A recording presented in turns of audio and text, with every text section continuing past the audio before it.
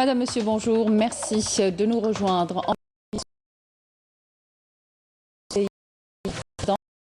Abdelmajid Tebboune, consacré à deux projets de loi relatifs aux règles applicables aux zones franches et à la création et le développement des espaces verts ainsi qu'à des expressions sur les détails dans un instant.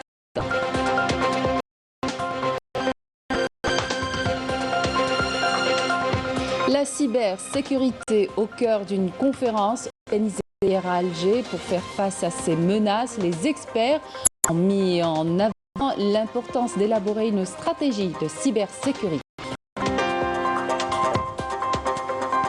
Allocation chômage versée à partir d'aujourd'hui pour les premiers bénéficiaires, une allocation chômage qui sera perçue par le bénéficiaire jusqu'à ce qu'il décroche un emploi. Transport guidé de l'extension du métro seront opérationnelles fin 2024. Elles desserviront Ain Naba et le centre de Bab Zouar.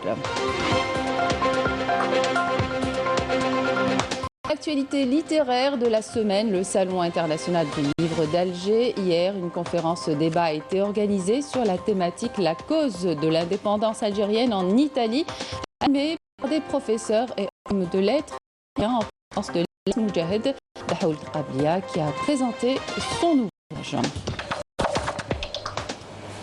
Bienvenue à tous. Le président de la République, chef suprême des forces armées, ministre de la Défense nationale, a présidé hier une réunion du Conseil des ministres des exposés du Premier ministre et du médiateur de la République.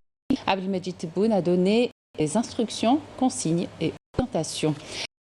Rendu avec Yasmine Sodi. Après l'ouverture de la séance par le président de la République et la présentation d'un exposé du Premier ministre sur le bilan des activités gouvernementales au cours des 2 dernières semaines, le médiateur de la République a présenté son rapport périodique sur le développement des projets d'investissement en suspens. Un rapport qui a fait état de la levée des obstacles sur 813 projets d'investissement sur 915 projets recensés, soit 39 projets supplémentaires par rapport à la situation.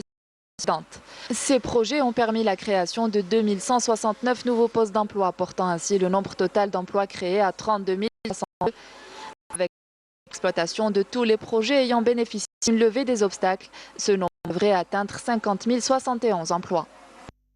À l'issue de cet exposé, le président de la République a donné des instructions concernant les règles applicables aux zones franches, notamment sur les dispositions du projet de loi qui doivent opérer une rupture totale et définitive avec les contradictions et les pratiques qu'a connues l'Algérie dans le passé pour pouvoir amorcer avec succès une nouvelle phase économique et de développement. Concernant l'exposé sur la relance de la stratégie des industries électriques, le chef de l'État instruit le gouvernement de l'impératif d'introduire le produit national dans tous les projets de marché, particulièrement avec les étrangers. Il a également salué l'initiative de réunir tous les opérateurs économiques activant dans le domaine des industries électriques et appelé à organiser une foire spéciale pour ces industries afin de les faire connaître.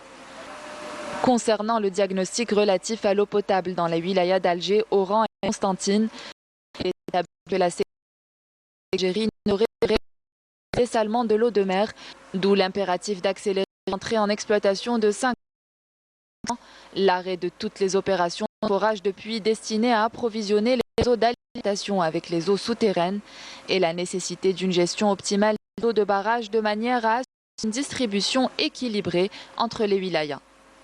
Après approbation par le Conseil des ministres d'un projet de loi relatif à la création et au développement des espaces verts, le président de la République a donné des instructions au ministre de l'Habitat et de l'Urbanisme concernant un exposé relatif à la nouvelle ville de Bourzoul, dans lesquels il a affirmé que l'aménagement des infrastructures réalisées dans cette ville se voulait un acquis technique, appelant par là même à une exploitation optimale de la ville avant d'engager les projets d'investissement.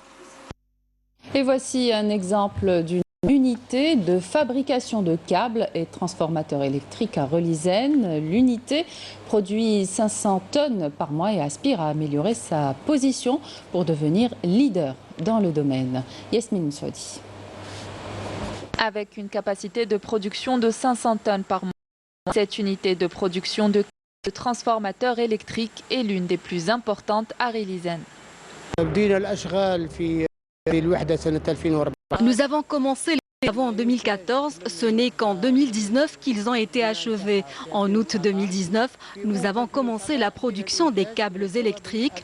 Peu de temps après, nous avons lancé la production des gaines pour fils électriques. Actuellement, nous avons lancé une autre unité de production dédiée à la fabrication de transformateurs électriques. Et cette unité de production compte pas moins de 300 employés et assure 17% de la production nationale. Nous lancerons prochainement une unité de production dédiée aux transformateurs électriques de 100 kV qui peuvent aller jusqu'à 200 kV. Nous aspirons à développer nos activités et produire des transformateurs plus puissants. Nous sommes venus de Turquie. Pour ma part, je comptabilise 15 ans d'expérience dans le domaine. Cette entreprise ne compte pas s'arrêter là. Elle aspire dans un futur proche à se développer davantage, contribuer au développement de l'industrie électrique nationale. L'Algérie donc affiche ses ambitions économiques africaines avec la création de zones franches et de libre-échange continental dans l'objectif de promouvoir les échanges commerciaux et économiques avec les pays africains. Sofiane Hamoudi.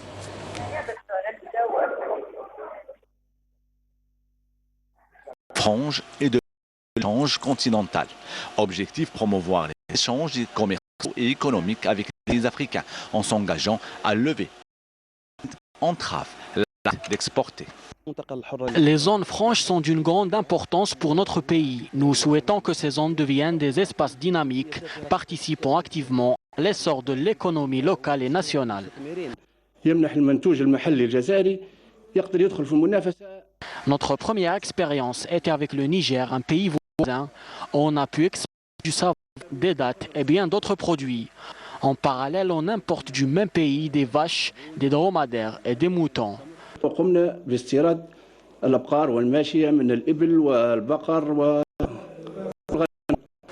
Plutôt satisfaits, nous avons l'espoir de développer davantage la coopération entre opérateurs économiques des deux pays. En raison de son emplacement stratégique, de nouvelles routes ont été réalisées pour accéder facilement au poste frontalier de Debdeb, Rdames, avant sa réouverture aux opérateurs économiques. La réouverture du poste frontalier de Debdeb est toute proche. Les travaux vont bon train pour permettre à la police des frontières et à la douane algérienne de travailler dans les meilleures conditions possibles.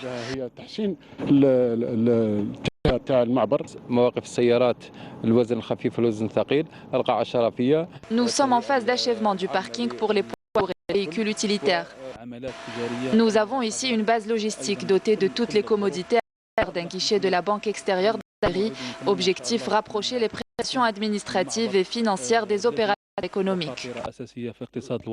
La réouverture du poste frontalier de Debdeb à l'activité commerciale constitue une démarche stratégique préconisée par l'État pour impulser le commerce bilatéral et susciter une dynamique économique et de développement dans cette région frontalière. À Borj Barerij, plus de 3000 arbres ont été plantés par bénévoles. L'association inclusive active depuis des années pour embellir l'habitat. Elle s'occupe de tout ce qui a trait à l'environnement et à la préservation des espaces et beaucoup de projets d'avenir. Amel Borfa. Le bénévolat, une seconde nature pour les membres de cette association de protection de l'environnement de Borj Barerij. Ici, l'Union fait la force pour ses volontaires mobilisés dans une action éco-citoyenne pour planter des arbres et embellir leur ville.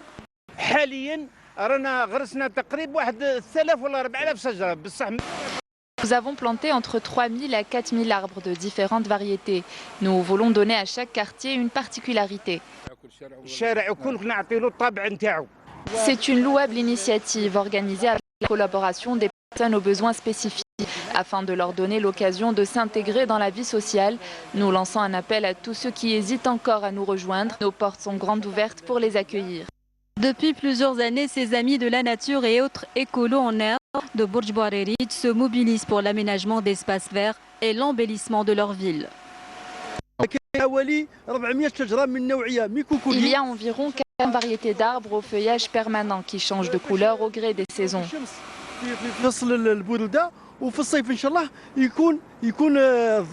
Petits et grands, ces bénévoles se déploient énergiquement pour planter des arbres et aménager des espaces verts, mais aussi pour préserver l'environnement en aménageant une pépinière pédagogique. Nous avons lancé plusieurs actions pour préserver l'environnement, que l'aménagement d'une pépinière pédagogique, mais aussi le recyclage des déchets et la fabrication du compost. Le fait de planter des arbres nous procure beaucoup de bien-être. Des actions éco-citoyennes où chacun met la main à la pâte pour un résultat on ne peut plus florissant, de quoi améliorer le cadre de vie et se réconcilier avec la nature. Parlons à présent de la cybersécurité, un sujet au cœur d'une conférence organisée hier à Alger. Cet événement s'inscrit dans la démarche citoyenne de sensibilisation envers les institutions de l'État et de nos entreprises. L'enjeu de la cybersécurité est aujourd'hui majeur. L'ensemble des acteurs du numérique, et pas que, doivent se mobiliser pour prévenir d'éventuelles attaques. Les produits de cybersécurité représentent aujourd'hui un marché prometteur pour les startups. Reportage Badia Armani.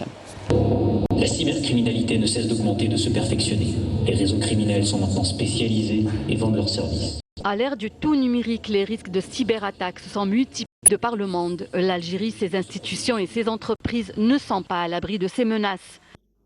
On est parmi les 17 pays les plus attaqués. Mais bon, on a un contexte particulier qui fait qu'on a un secteur oil and gas qui est stratégique et pour lequel on ne peut pas se permettre d'avoir des attaques. Les chiffres que j'aime bien donner, c'est que une toute petite entreprise, souvent elle considère qu'elle n'est pas exposée au risque. Eh bien, lorsque l'on met en place un dispositif technique pour protéger cette entreprise, on se rend compte que dès qu'on met en place ce système, eh bien, il se produit environ 10 tentatives d'intrusion à la seconde. Pour faire face à ces menaces, les experts ont mis en avant l'importance d'élaborer une stratégie de cybersécurité, un éventail de solutions et outils permettant aux institutions et entreprises de renforcer la sécurité de leurs données ont été présentés. Quand on est utilisateur du numérique, il faut savoir que si on ne connaît pas les risques, on peut constituer la faille si vous voulez. Donc là, pourquoi la formation? La formation est très importante. Vous avez également toutes les solutions, aussi équipement, la gouvernance aussi, donc en matière de cybersécurité. Et puis, il faut avoir une stratégie nationale où on implique tous les acteurs, donc l'État, les organisations, les experts, les universités, parce qu'on parle aujourd'hui des startups, on a besoin d'avoir des startups qui nous lancent des solutions innovantes et souveraines. Le ministre délégué chargé de l'économie, de la connaissance et des startups, Yassine Oualid, a appelé les jeunes start-upers à s'intéresser davantage à ce domaine et à développer des solutions en cybersécurité. En Algérie, on commence à insister à la création de start-up dans le domaine de la cybersécurité, même si pour le moment c'est encore timide. Donc aujourd'hui, au niveau du ministère, on a recensé un certain nombre de start-up qui sont actives dans ce secteur. Ce chiffre n'est pas très important par rapport à l'ensemble des start-up qui ne dépasseraient pas les temps. Mais aujourd'hui, je pense que l'enjeu le plus important qu'on a dans ce secteur, c'est de retenir les talents. On forme énormément de très bons ingénieurs en informatique, de très bons experts en cybersécurité. Malheureusement, la plupart d'entre eux se voient offrir des perspectives à l'international. Aujourd'hui, notre rôle en tant que ministère, c'est vraiment de permettre à ces porteurs de projets-là, à ces experts, à ces talents de pouvoir exercer leur métier en Algérie. Aujourd'hui, il y a plusieurs volets qui sont importants. Le premier, c'est bien sûr l'infrastructure. Aujourd'hui, nous avons besoin d'une infrastructure solide et le ministère de la Poste et des Télécommunications travaille sur ça de manière extrêmement accélérée depuis 2 ans, notamment en ce qui concerne la création de data centers en Algérie. La cybersécurité est l'affaire de tous. Les menaces peuvent avoir des conséquences néfastes sur nos entreprises. C'est pourquoi il est important d'agir tous ensemble pour prévenir toute éventuelle attaque cybernétique. Un centre de formation dédié à la cybersécurité est mis en place à Alger. Le maillon faible reste le facteur humain.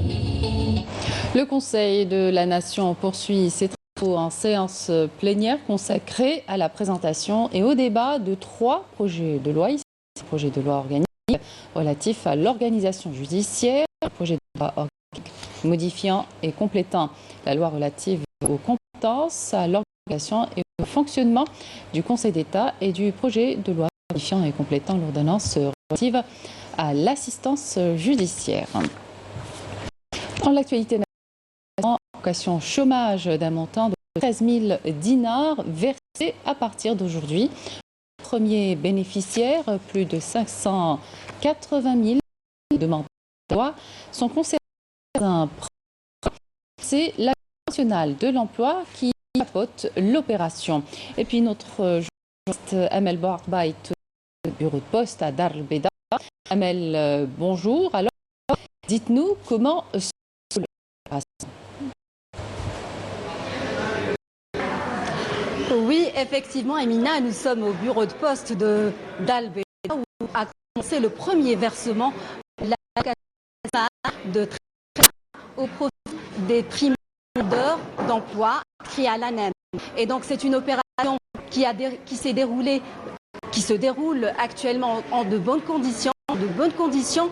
Nous avons avec nous M. Faisal Yesli, chef de bureau de poste de Dar el Beida, pour donner plus de détails sur cette opération. Effectivement, aujourd'hui, c'est le premier de cette opération. Comme vous voyez, pour réussir cette opération,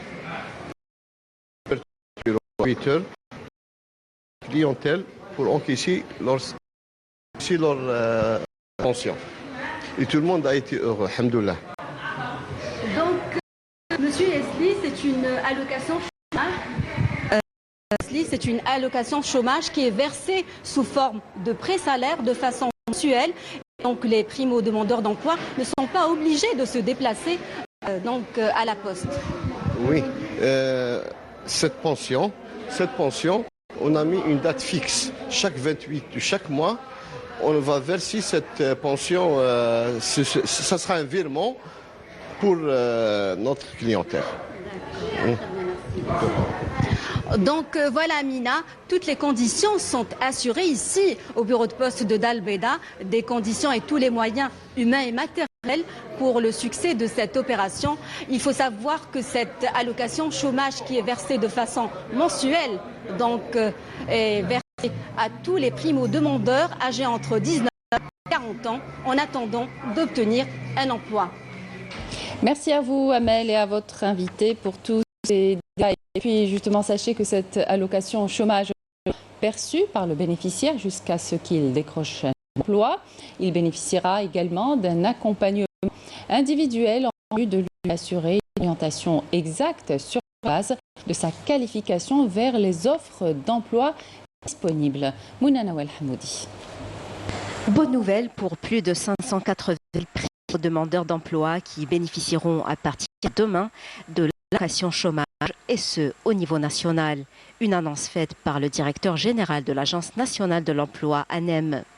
Parmi ces primo-demandeurs, 44% n'ont pas de qualification professionnelle, 36% sont diplômés universitaires et 20% diplômés de la formation professionnelle. Pour les primo inscrits sur la plateforme électronique depuis le 25 février dernier, leur nombre a atteint 1 180 000 personnes, dont 92% ayant obtenu rendez-vous pour se rendre aux agences locales de l'emploi, alors que 9% ont vu leur demande refusée car ne remplissant pas certaines conditions. Le DG de l'ANEM a affirmé par ailleurs que l'allocation chômage sera perçue par le bénéficiaire jusqu'à ce qu'il obtienne un poste d'emploi, annonçant la mise en place d'un programme d'accompagnement individuel au profit des primo-demandeurs d'emploi bénéficiaires de l'allocation chômage, et ce en vue de leur assurer une orientation exacte sur la base de leur qualification vers les offres d'emploi disponibles. Une importante enveloppe budgétaire a été consacrée ces dernières années au développement du secteur des transports. Les transports dans le métro, sachez que de nouvelles extensions du métro d'Alger seront opérationnelles en 2024. Elles desserviront Ain Nadja et le centre des affaires de Bab Zouar. Et même si les pouvoirs publics ont apporté un grand intérêt au côté est, le côté n'est pas en reste. Un programme est travaillé pour servir Alger-Ouest.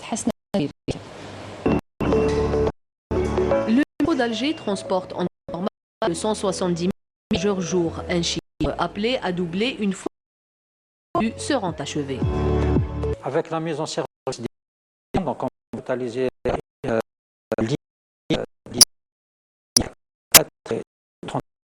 donc les prévisions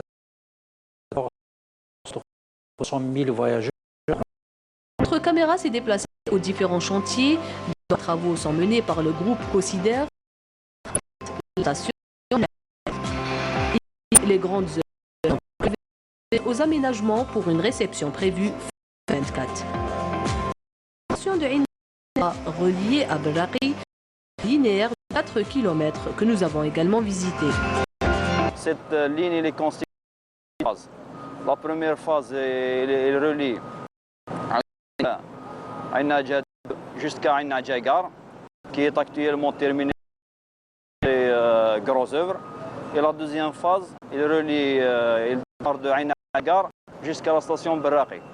Et juste après le viaduc, on démarre avec un tunnel cadre à ciel ouvert sur 700 mètres pour arriver à la station Berraqi. Donc pour l'ensemble des travaux, c'est prévu de terminer la fin 2023.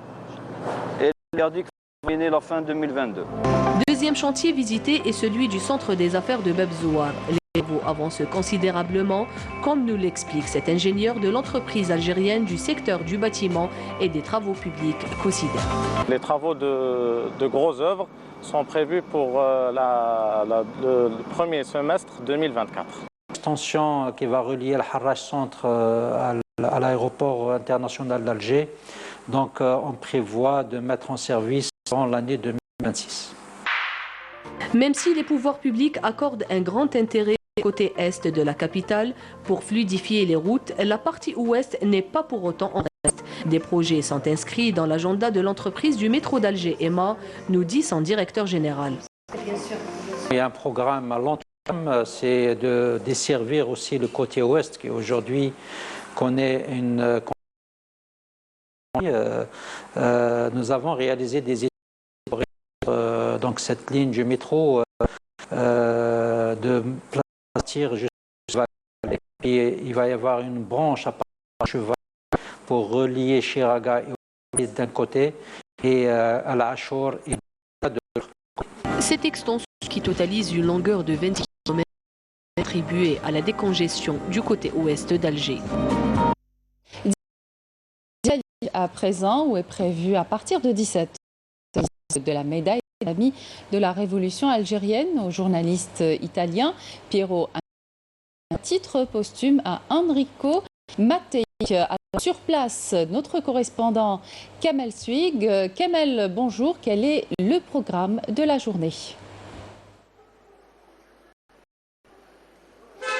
Bonjour Amina, eh bien l'Algérie n'oublie pas ses amis, même quand ils sont plus là. Vous l'avez dit, 2 médailles seront décernées cet après-midi à titre posthume d'abord à Enrico Mattei et puis à Piero Angela qui est un journaliste italien très connu, très respecté ici en Italie. Il va faire le déplacement de Milan à Rome justement pour recevoir cette médaille. La cérémonie va se dérouler au siège ou la résidence plutôt de l'ambassadeur d'Algérie à Rome en présence du secrétaire général du ministère des Affaires étrangères, Chekhi Praïd, en présence de notre ambassadeur et en présence aussi du ministre des Affaires étrangères italien, Luigi De Maio. C'est dire toute l'importance qu'accordent les deux pays justement à renforcer les relations historiques entre Alger et Rome. Rappelons un instant qui est Enrico Mattei. Enrico Mattei, c'est un ami de la révolution algérienne. Il est devenu au fil des années une figure de proue justement de la coopération économique entre Alger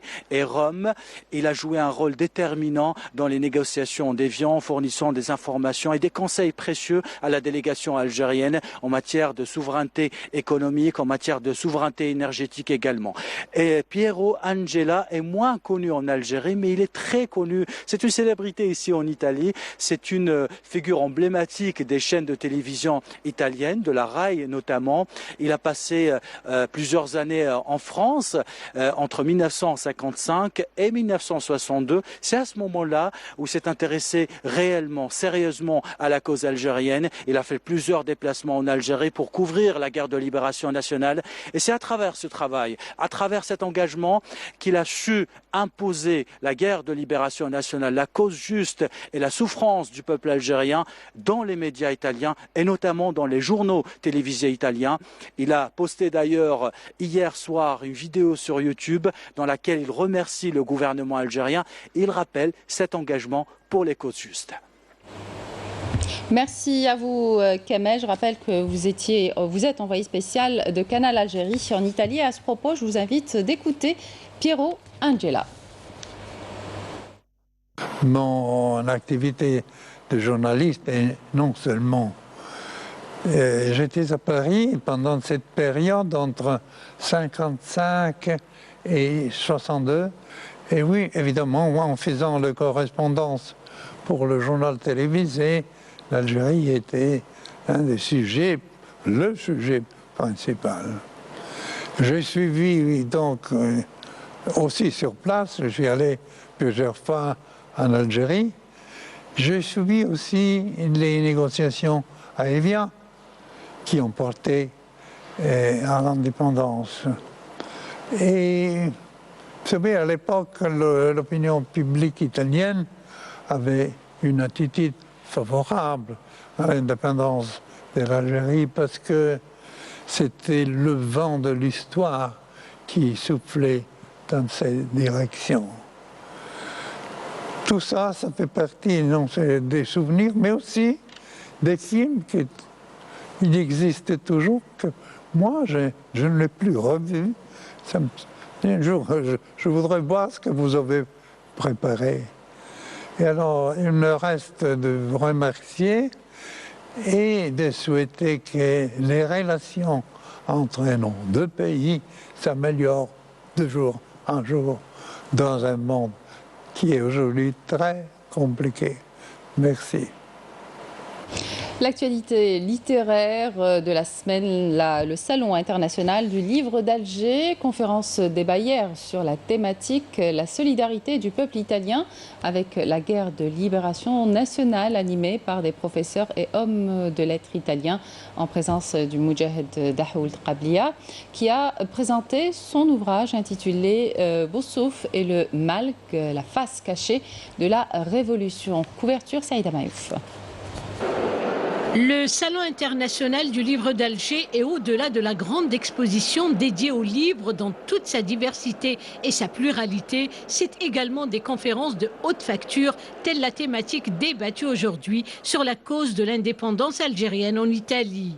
L'accent est mis à ce propos sur l'industriel italien et homme de lettres Enrico Mattei, 1906-1962, ami de la révolution algérienne contre l'occupation française. Il y a l'engagement de faire connaître à travers les pages du journal de l'ENI la cause, les raisons de la cause algérienne. Il y a l'engagement représenté par l'école qui est créée par Mattei à Milan, qui doit entraîner les cadres, c'est-à-dire les jeunes, pour prendre en main l'avenir de leur pays. Et là, c'est vraiment très important. Enrico Mattei, le révolutionnaire, utilisait le pétrole comme levier et puis il a mis à contribution les ouvrages et les écrits pour faire entendre la voix de la révolution algérienne sur la scène internationale. Les intervenants n'ont pas manqué de rappeler le rôle crucial d'Enrico Mattei, figure de proue de la coopération économique et l'amitié entre l'Algérie et l'Italie.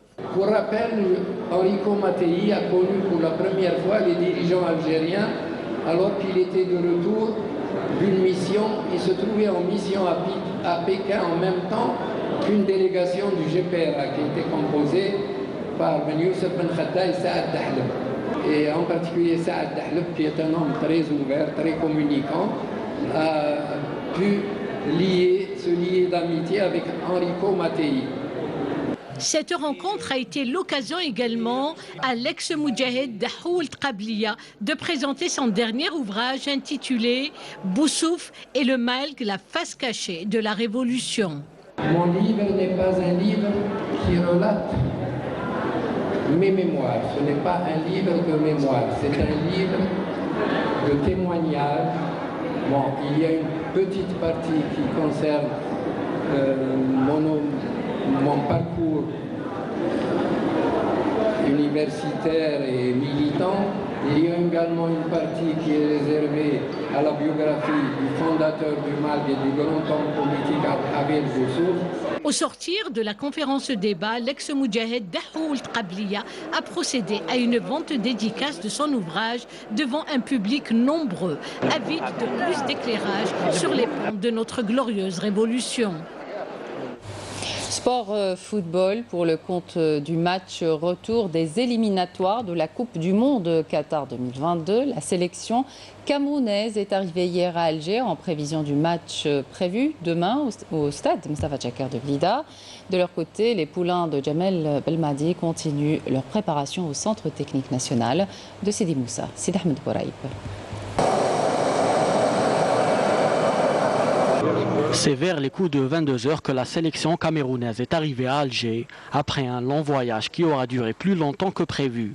Attendu par plusieurs supporters camerounais à l'aéroport Ouali Boumediene, les Lions indomptables ont été accueillis par le président de la fédération camerounaise, Samuel Eto'o, qui était arrivé plus tôt dans la journée. Malgré la défaite au match aller, les Camerounais restent confiants. J'ai toujours eu l'habitude d'être là, mais sur un autre contexte. Aujourd'hui, bon, je reviens sur un autre contexte, mais bon, je toujours dans le sens du sport. Hein. Après, on est motivé. Oui. On est là pour la qualification. On va essayer de tout donner sur le terrain et essayer de rentrer avec la qualification. Concernant le match particulièrement, nous savons ce qu'il y a comme enjeu. Donc nous sommes bien préparés, surtout que nous avons une image claire de cette équipe d'Algérie maintenant. Et nous allons donner le maximum pour pouvoir obtenir cette qualification. De son côté, la sélection algérienne et après le brillant succès réalisé vendredi, ont repris le chemin des entraînements dès le lendemain avec une séance de relaxation à la salle du gym pour les joueurs ayant joué titulaire la veille, alors que le reste du groupe a réalisé une séance d'entraînement pleine et complète. Dimanche, les Verts se sont entraînés à la salle de gym avant d'enchaîner avec une séance technico-tactique. Alors que pour le programme de lundi, une séance vidéo et un entraînement Stade Tchaker sont au programme. Et puis sachez que le sélectionneur national Jamel Belmadi tiendra une conférence de presse aujourd'hui en fin d'après-midi à 17 h 30 au centre de presse au niveau du stade Mostafa Tchaker à Blida en prévision du match barrage retour Algérie-Cameroun prévu demain à 20 h 30. Voilà, c'était la dernière information de cette édition. Merci de votre attention. Tout de suite les prévisions météo avec ML Aribi. Excellente suite de programme sur Canal Algérie.